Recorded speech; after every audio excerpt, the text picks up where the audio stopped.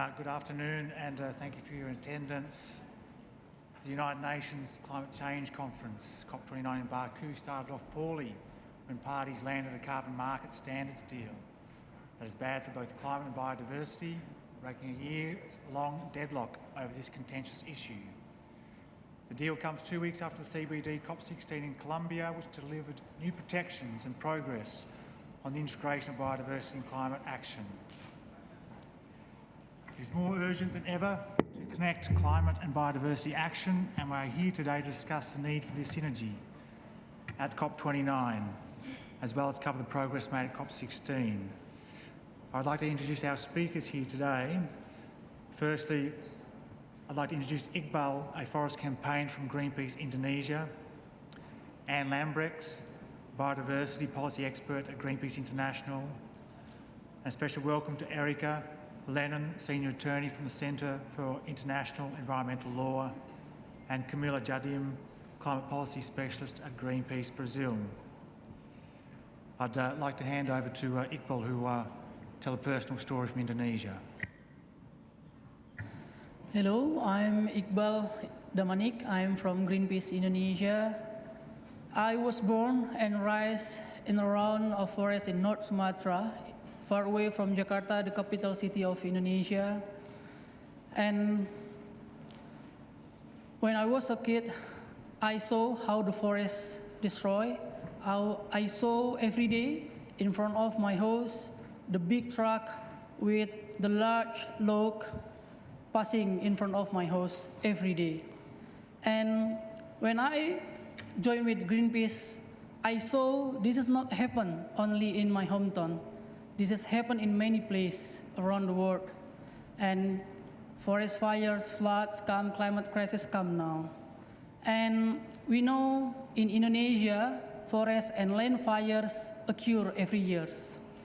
October 2023, and Indonesia is burning again as a peatland and logging concession area spread toxic smoke haze across South Sumatra. The blazes and the fumes cause significant impact and losses, including health problems such as chest tightness and respiratory difficulties. But this time, the swift-led birdhouse of local resident Pralensa is destroyed. This bird of house, great symbolic of value, and still pains him to recall. Now he finds it reduced to debris and ashes. This is what left, like you can see on the picture, charcoal and melted from solar panel. Evidence of the impacts of deforestation, fires, and ensuing climate impacts. For Pralensa, we bring this item here to COP29, demanding action on climate. These birdhouses built by Lebung Hitam villagers in South Sumatra to declare the area is not empty, but their living space. He is now building a new sweetless house, a picture of resilience. This is a story among many, and here in COP29, the nature destroyers and fossil fuel polluters causing our planetary crisis need to be held to account. And local community need the support. They need to be sovereign part of the solutions. Here at COP29, not enough attention is given to those that suffer already now from the severe impact of climate change, related extreme weather events, and the result of forests and other ecosystems. Forests are burning worldwide, and forest fire now result in nearly 6 million more hectares of tree cover loss per year than they did in 2001. An area roughly size of Croatia, nearly 12 million hectares. An area roughly the size of Nicaragua burned in 2023, topping the previous record about 24%. Yet, we need to protect forests for further deforestation and forest degradation to support climate mitigation effort. An urgent measure to stop the climate breakdown here at COP29 can prevent forest fire and the loss of life and livelihood. livelihood around the world. We call on world leaders to act and generate direct support to those communities that protect the restored forest without making their land the next frontier to exploit their carbon offset market activity to compensate for their climate-destroying emission. We cannot wait.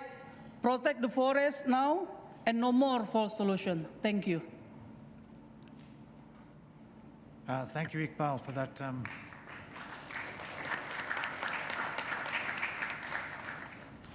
I hand the floor now over to Anne from Greenpeace International. Hello everyone, my name is Anne Lambrechts and I'm a biodiversity politics expert at Greenpeace International, and I'm going to build on what my colleague Iqbal just said, because it's such a stark illustration of the devastating impacts of ecosystem destruction on people, on nature and on climate. And it's also a stark illustration of the importance of protecting high integrity ecosystems like primary forests and peatland forests, because that offers one of the highest possible climate mitigation values. And restoring ecosystem integrity is also critical from the perspective of climate adaptation.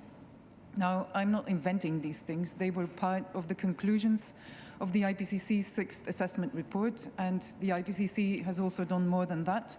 They've held a joint workshop with their biodiversity science counterparts, the IPBES, in 2021. And their joint conclusion was that the climate and biodiversity crisis amplify each other. So that means that we cannot tackle the fight against climate change without also tackling biodiversity loss and the loss of ecosystems, and that therefore it's urgent that the biodiversity and climate conventions step out of their silos. And well, I've traveled here from CBD COP16 in Cali, Colombia, which ended just under 2 weeks ago. And at that COP, we saw a pretty strong call to action to bridge the gaps between the conventions. And that call to action took the shape of a decision text about climate change and biodiversity. And in that decision, there's, among other things, a call for submissions on the topic, including the potential of a joint work program between the conventions, and also a request for a joint technical expert meeting to be held next year. So we expect a response to that call to action from Cali here at COP29. And there are several ways that this COP could do that. If we have a covered decision text, which we don't know yet, but if we have one, that text could obviously acknowledge the COP16 decision and act upon it. But there's also different existing work streams here, like the joint mitigation work program, the further work on the global stocktake, the global goal on adaptation. All these work streams could pick up on the very important synergy between climate and biodiversity action.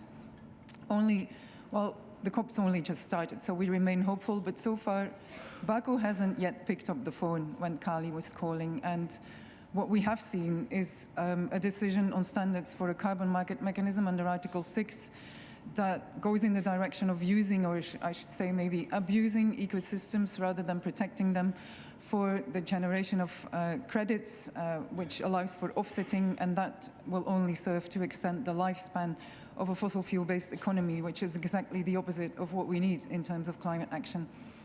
And what is actually even worse, some of these activities or these technologies can even be destructive for ecosystems. I'm thinking of the example of marine geoengineering, for example, and techniques like ocean fertilization, which can severely damage the food web in the ocean, and that means disturbing the web of life and the carbon cycle of the ocean, which clearly is not going to be good for climate nor for biodiversity. And it also contradicts rules agreed elsewhere, such as in the London Convention, London Protocol, that prohibit ocean fertilization. It also goes against CBD COP16 decision that calls for precaution, and that recalls CBD COP10 decision, which puts a de facto moratorium on that activity.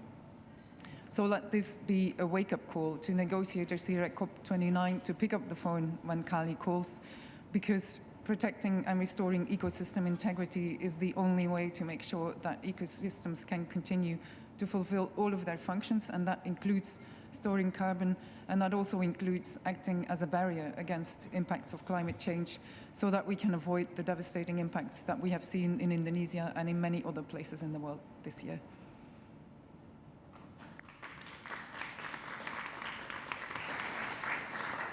Thank you very much, Anne, for your insights. A good message that Baku needs to pick up the phone. Thank you. Can I pass now over to Erica from CL? Good afternoon, everyone. I'm Erica Lennon. I'm a senior attorney at CL, the Center for International Environmental Law. And picking up off of where my fellow panelists have said, let's be clear, carbon markets are not a solution.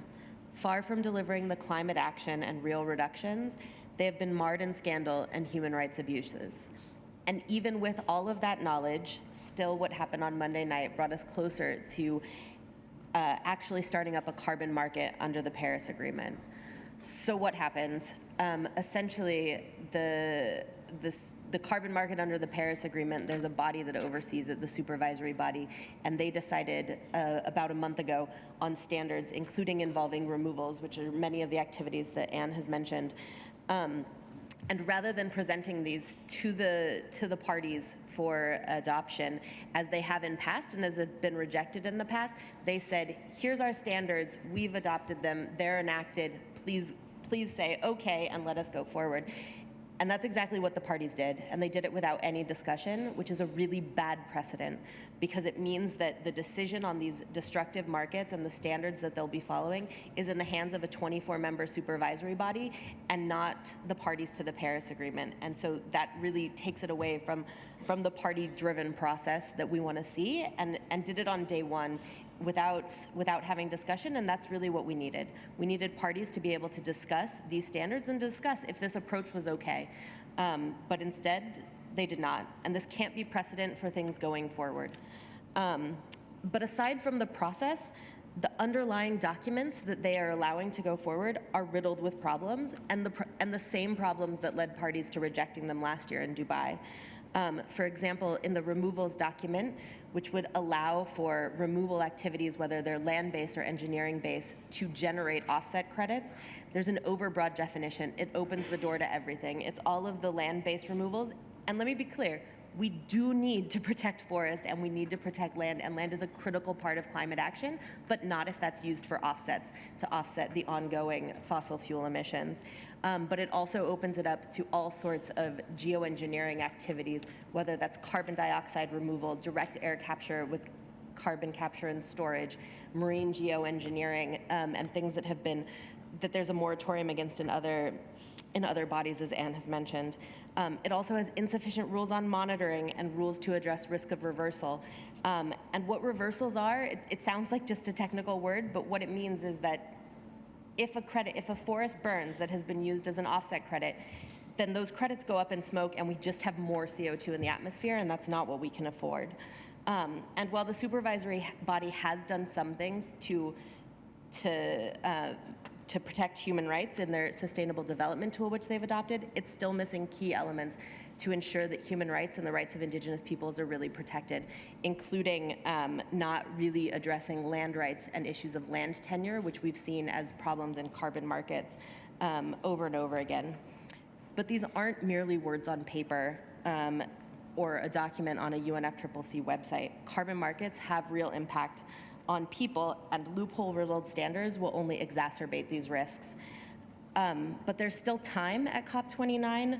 Parties must take seriously now their role to provide real guidance to the supervisory body for the Article 6.4 mechanism and to close some of these loopholes. And that guidance needs to be rooted in science and human rights and international law and take into consideration what happened in Cali, what the London Convention has said.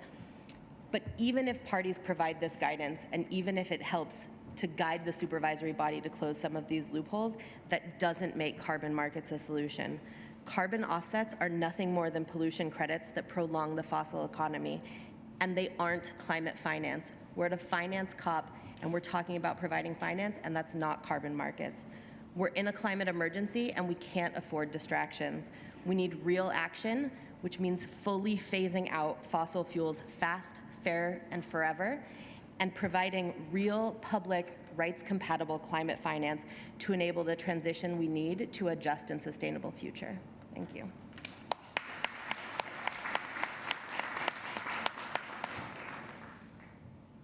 Those are powerful words. Thank you, Erica. Still time at COP29. For some finance solutions, I'll pass over to Camilla. Hello, everyone. My name is Camila Jardim. I am an international politics specialist in Greenpeace Brazil. In the age of climate and biodiversity crisis, some of us are learning, often the hard way, that the value of standing forests is both invaluable and far greater than any resource that can be extracted from economic gain. Some of us appear to be finally learning what indigenous peoples and local communities have been trying to teach for centuries, that ecosystems' wisdom and complexity far exceed our understanding, and that forests are so much more than mere carbon stocks. Let me repeat what we already know once more. While less than 1% of climate and biodiversity finance actually reaches indigenous peoples and local communities, these communities are responsible for conserving 80% of the world's biodiversity and at least 25% of the carbon stored in tropical and subtropical forests.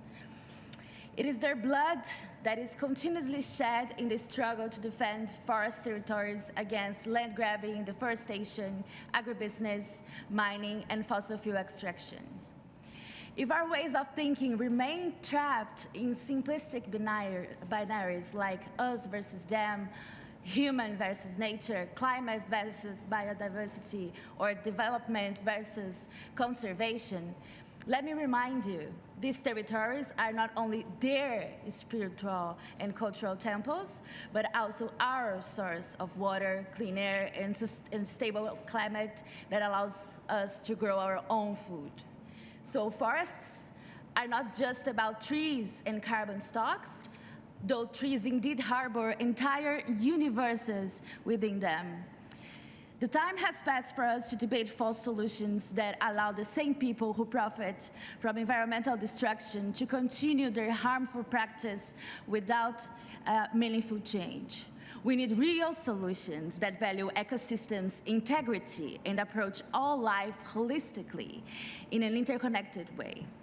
People in the forest need their ways of life protected and respected, something that cannot come from the commodification of nature. We strive to push the debate towards genuine solutions and seek spaces where these discussions can lead to meaningful progress. So, we are eager to learn from proposals such as the Tropical Forests Forever facility, currently being discussed by Brazil and other forest countries. The TFFF proposal uses hectares and not carbon stocks as the metric for payment for environmental services, which could represent progress depending on how its criteria are framed. We saw an indication, for example, to use the forest fires as a proxy for deforestation and land degradation. However, this approach might be inadequate, as much destruction occurs on the ground before fires even appear. So forest degradation issues need to be addressed beyond the problem of deforestation.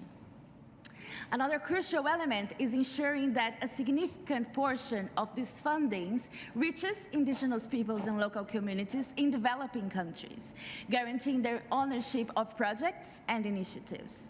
If we need the proper national platforms and the public policies that are nationally established that foresee this direct financing to indigenous peoples and forest communities, we must make that happen and ensure that all countries recognize this as a minimum standard to receive the necessary support and build such capacities.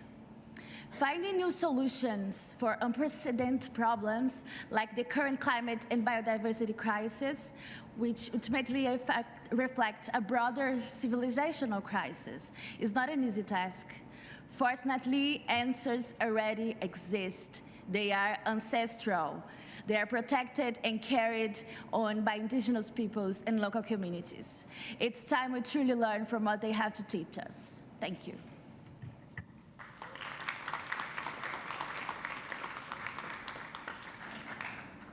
Thank you, Camilla.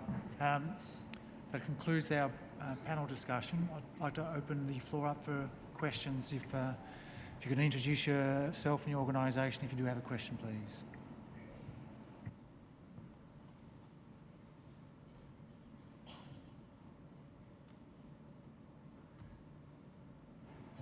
front here, yes.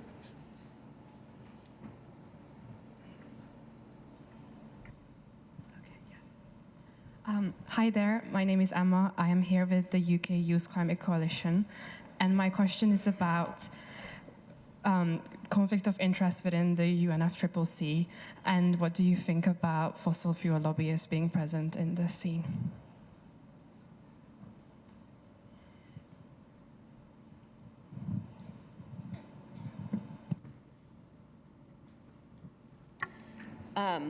It's a huge problem. Obviously, that if you have those who are most responsible for the climate crisis in the process to solve it, and here in large numbers and drowning out and crowding out space, we're never going to solve the problem. You can't put the big polluters in charge of the answer, and the UNFCCC needs to take steps to actually, and the parties need to take steps to actually put in place a real conflict of interest policy that enables people to participate in the process, and those who are most affected and those who have the solutions to participate, and not the fossil fuel industry who've caused the problem. And I think maybe to add to that, it's the reason why we're also asking from a climate finance perspective to make polluters pay and to tax that industry to make sure that they pay for the damage they have done, including to help restore ecosystems and to help make ecosystems more resilient in the fight against climate change.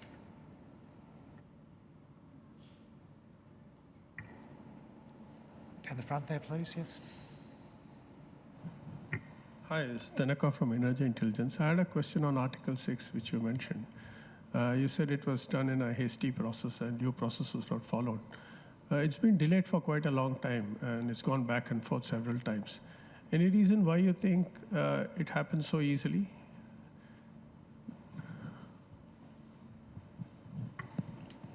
While it has been a process that has lingered for a long time, part of that is that they have not done the job they need to do to actually put in place standards that would best protect people and planet. And one of the reasons it was hasty was that their directive was to bring back the actual recommendations and have the parties discuss them.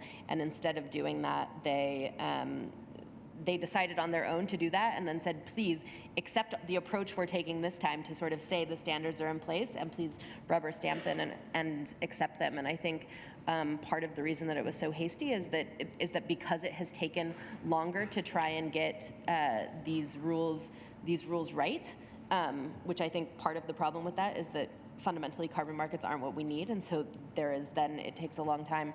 And I think it happened quickly because people are tired that it's taken so long. I think they're tired of doing some of this, and I also think that, parties and the presidency, sort of were like, look, last year we started and we thought we had a win with the loss and damage fund, and so this year they were like, let's have a win. But adopting carbon markets and really loophole-riddled rules for carbon markets is not a win. It's definitely not a win for the climate or people or planet.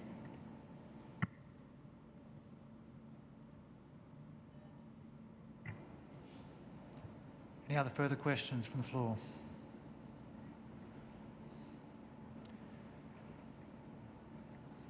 Down the front, down the back there, please. This will be our last question, thank you. Okay, yes, hello. Thank you very much for all the issues you raised. I think they were very on point. I was just wondering, in the case where we have very unsatisfying carbon market standards, and it's kind of going that way, what kind of, what could we do basically to prevent this? Maybe outside of the UNFCCC, maybe using voluntary standards. Like I know, like voluntary carbon markets also have their issues, but like what other counterpoints could we use to kind of try and counterbalance unsatisfactory standards as civil society or else?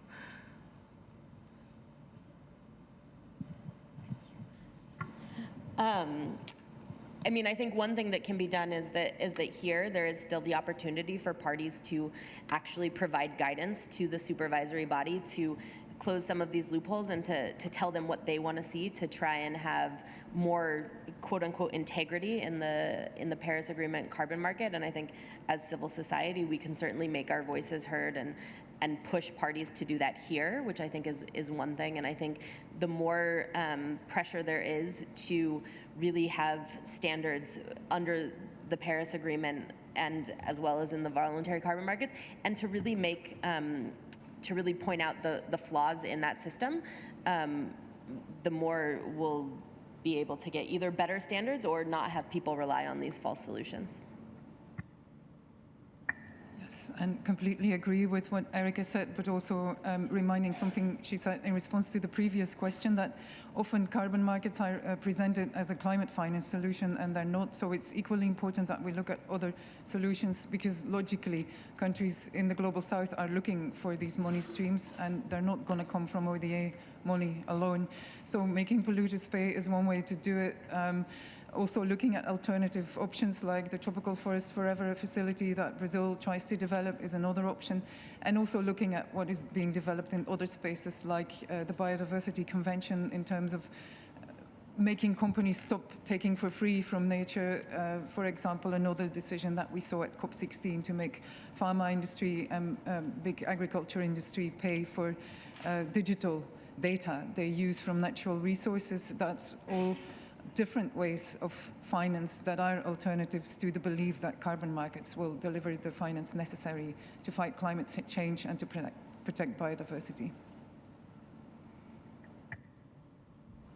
Thank you very much for all our speakers. That concludes our press conference today. Our speakers are available outside the press conference room for further questions if you'd like, and you know where to find us if you'd like follow-up interviews. Thank you.